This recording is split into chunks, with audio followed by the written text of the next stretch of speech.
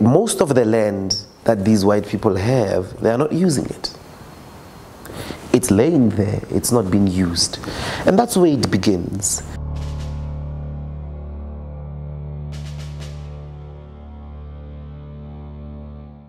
We're talking about a correction of a historical injustice, in which 24 years we gave a market exchange a chance, and it didn't work.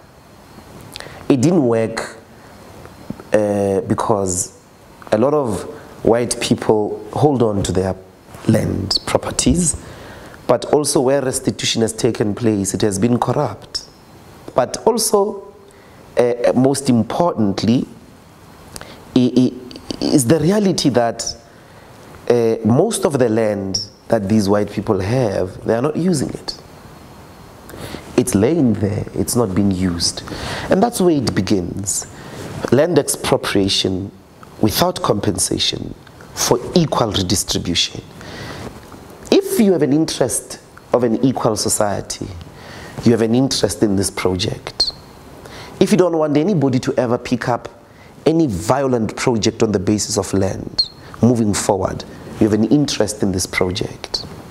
So that's the first thing we want to win, is that there is a historic duty for white people to realize that nobody punished them for apartheid, for colonization. No one is even calling for punishment.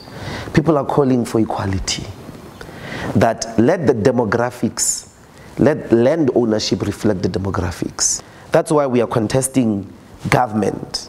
So there's government and there's the state. So the state is all of us. So what we are saying basically is that this property called the land is of the people. The people who are represented symbolically by this idea of the democratic state. Governments come and go, but the state is in the custodianship of the land. The second thing is ownership in relation to foreign nationals, multinational companies that are not of South Africa.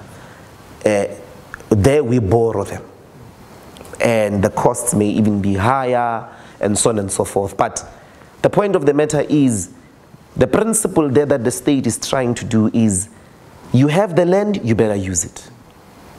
And we're going to get a lot of land as a result from that activity, and then begin to distribute it with the intention to prioritize African people.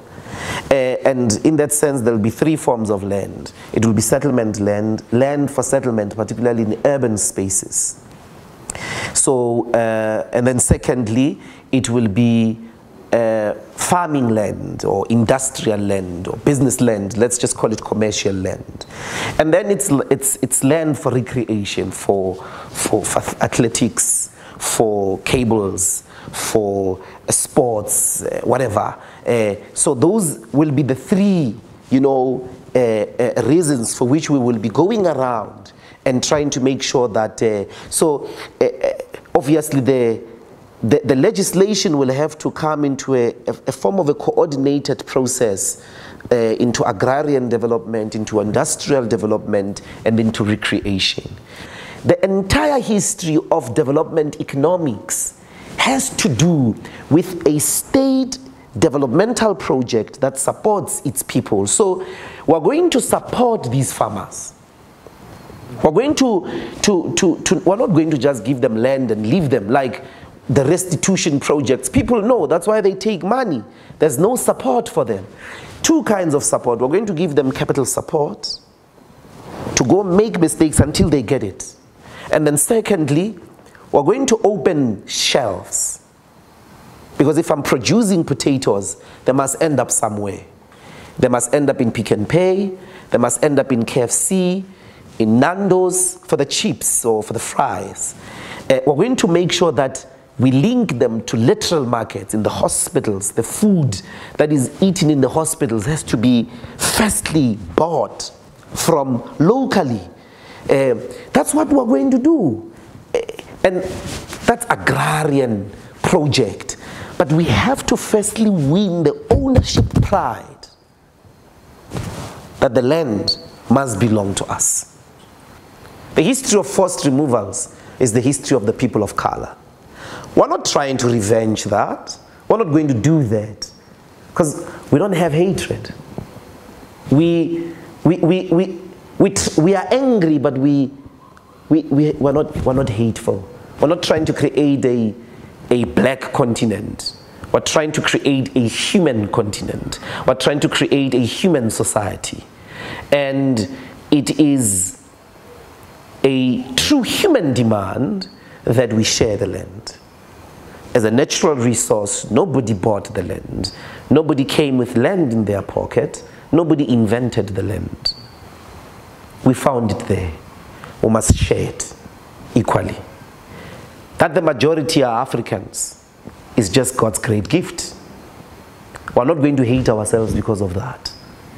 So nobody's going to use the color of our skin, even today, to patronize us or to force us into false guilt. We are not in a genocide project. We never were.